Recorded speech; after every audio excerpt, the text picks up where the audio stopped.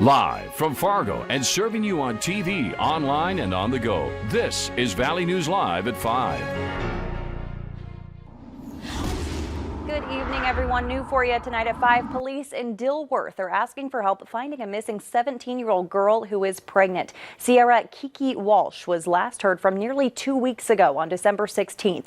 Police describe her as 5'5", 210 pounds with brown eyes and dark brown hair. She has tattoos on her arms and fingers and has piercings on her nose and lips. Police say she was wearing black suede boots and is about 4 months along in her pregnancy. Authorities believe she could be with a man. If you see her, you're asked to call police at 218-287-2666. Well, to the forecast, more snow heading our way, and it'll likely impact the commute for most of us tomorrow. Here's Hutch to break it down. All right, thanks so much, Stacy. As we head into the evening hours, we're actually seeing a break in the cloud cover after a gray day and a little dusting of snow to begin things off. The Central Rockies starting to see snow develop now, and it's heading our way for your Tuesday. And there's already winter weather advisories. I do want to point out, weather advisories are issued for generally non-life-threatening situations. So with caution and care, most of us will arrive where we need to. But a few of us could see some substantial snow, several inches of it. Single-digit readings right now as we head into our evening. And temperatures much warmer out in the western and central Dakotas, 20s there. Look at the fire in the sky as we close out this Monday. Temperatures tonight will be steady with a south breeze that'll be persistent. Overnight, temperatures increase as the clouds do as well. And that's a result of that system approaching us. Coming up here, Stacy, in just a few minutes, I'll have hour-by-hour details on exactly how much snow you can expect and the conditions, when they'll be the worst, and the impacts you can expect on your Tuesday from our web. That's all, folks. I'll unscramble it all here in a few minutes. We'll have your forecast, and I'll go get another cup of coffee. It's your Friday, Hutch. You know, it's okay. And that is a beautiful shot there. Hey, make sure you have the Valley News Live Storm Team weather app so you can keep up with the weather anytime, anywhere. You'll get the latest forecasts and conditions so you can plan your day. Just search VNL Weather in the App Store, and you can download it for free. 2 people are now behind bars after an argument between relatives led to a fatal shooting on Christmas. Authorities in Beltrami County say it happened around midnight on Christmas Day when deputies received a call from 36-year-old Janelle Johnson and her husband, 36-year-old Austin Johnson, after traveling to their brother-in-law's home to confront him over an alleged domestic abuse incident. Police say Janelle Johnson fired a shot, killing her brother-in-law, 48-year-old Jesse Ferris. She and her husband are expected to be arraigned in Beltrami County District Court tomorrow. A mother is dead after her family's ATV fell through ice into freezing water. The Hubbard County Sheriff's Office got the call around 6 p.m. Saturday. The caller stated that his mother, father, and sister had all gone underwater when their ATV fell into a lake in Lakeport Township. Deputies say the ATV fell through the ice in about 18 feet of water. Everyone was recovered except for 60-year-old Rose Peterson. She was airlifted to a hospital in Fargo where she was later pronounced dead. Over the weekend, the European Union rolled out the Pfizer-BioNTech vaccine, while another vaccine could soon see approval. CBS's Ian Lee reports. One of the first shots in Europe of the new COVID vaccine came with a dose of humor. If it doesn't work, this Danish man tells his doctor, I'll come haunt you. The EU rolled out the Pfizer-BioNTech vaccine over the weekend, and many countries didn't skip a beat. People were lined up immediately to get the shot, like 101-year-old Gertrude Haas, who became the first person in Germany. And while the EU is rolling out a vaccine days after the U.S., Europe's health system may have an edge. The problem that everybody's facing is how to turn a vaccine into a vaccination, how to go from having a little vial into doing some real good. And that's where a lot of the most difficult politics are going to be. But it's also an area where I think we can expect most of Europe is going to be doing better than the United States by the end of January. The vaccine also brought along a sense of hope to a continent that's seen more than 15 million COVID cases and over 335,000 deaths. This comes as a third vaccine is expected to get a green light. Officials here in the UK will likely approve one produced by Oxford University and drug maker AstraZeneca in the coming days.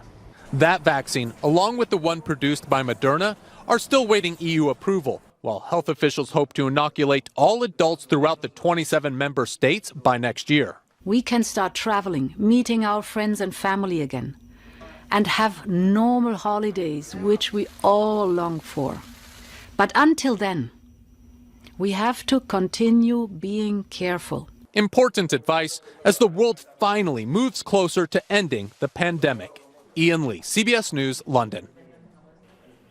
Rolling out the vaccine across the EU won't be an easy feat. They'll have to vaccinate more than 450 million people. The rapid distribution of the COVID-19 vaccine in the Valley has moved to the next group in line to get vaccinated, those in long-term care. Eventidemoorhead is the first long-term care facility in the metro, ringing in the new year with their first dose of hope. Valley News Team's Callie Hubbard tells us when you might be able to plan your next visit with a loved one tonight on Valley News Live at 6. Rapid coronavirus tests are now being offered at Hector International Airport for free. They're provided by the North Dakota Army National Guard and are being offered to people on arriving flights. Results will be available in 15 minutes. Public health experts hope to catch new infections from spreading in the community. Over the last 2 weeks, North Dakota has seen a 68% decline in the average number of new cases reported each day. The University of North Dakota is hosting a Walkup COVID testing event in Grand Forks tomorrow. Testing will take place from 9 a.m. until 5 p.m. at UND's High Performance Center. People of all ages are welcome to participate regardless of their symptoms. Registration is recommended but not required. Now that President Trump has finally signed the COVID relief bill, millions of Americans anxiously await their stimulus checks. But the work of Congress is not over. Today, House Democrats will push a vote on the Cash Act to meet the president's demand for increased stimulus checks. That's where we find CBS's Skylar Henry.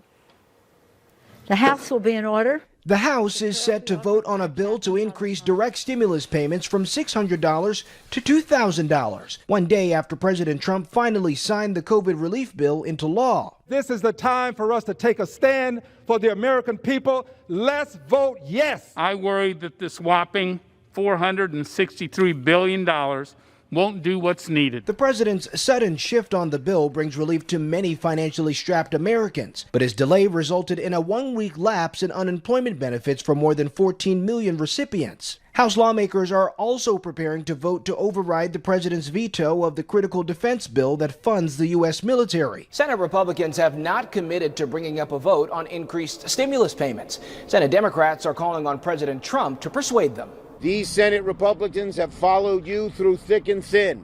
Get them now to act and support the $2,000 checks. President Trump played another round of golf Monday in South Florida. You support the $2,000 direct payment, sir? Yes. President-elect Joe Biden and Vice President-elect Kamala Harris met virtually with members of his national security and foreign policy teams in Delaware. We just aren't getting all the information that we need for the outgoing administration in key national security areas. It's nothing short, in my view, of irresponsibility. Pentagon officials tell CBS News that meetings with the Biden transition team have paused for the holidays. They're expected to resume next month. Skylar Henry, CBS News, Capitol Hill. Biden transition officials tell CBS News that Vice President-elect Kamala Harris will receive her first dose of the COVID vaccine tomorrow. President-elect Joe Biden and Kamala Harris receive a virtual briefing by members of their national security and foreign policy teams. The meeting in Wilmington, Delaware, comes ahead of Biden's scheduled remarks on the COVID-19 crisis. Speaking before the meeting got underway, the president-elect stressed the importance of restoring alliances, saying that the challenges we face today can't be solved by any one country acting alone. Governor Gov Burgum has issued a statement regarding former state representative Lyle Hansen of Jamestown, who passed away Wednesday at the age of 85. Hansen represented District 12 in the House from 1979 to 2012 and taught history at Jamestown Public Schools, where he also was the track coach. Burgum writes he was a staunch supporter of education and the outdoors, twice being recognized with the North Dakota Wildlife Federation's Legislative Conservationist of the Year Award. Catherine and I extend our gratitude for his longtime service and deepest sympathies. Lori Laughlin has been released from a federal prison in California after serving a 2-month sentence for her role in a college admissions scandal. Laughlin turned herself into authorities in late October, nearly 3 weeks early. She pleaded guilty to a single count of conspiracy to commit wire and mail fraud after admitting to paying $500,000 to the University of Southern California for college admission for her 2 daughters. A big thanks to everyone who has joined us in helping the Great Plains Food Bank. Our virtual food drive has raised more than $25,000. That's about 60% of our goal, and we're still collecting until New Year's Eve. If you're willing to help, there are a number of items you can purchase and donate right from your phone. Just download our free VNL News app, look for the virtual food drive, and click to donate. Is your insurance ready for 2021? The changes experts say you should be making is next. Today's warm temperatures, it appears, happened overnight. Now out west, we enjoyed some sunshine, allowing temperatures into the low 20s in Carrington and Jamestown. Some snow is on the way. I'll have details on how much for your snow angels coming up right after this.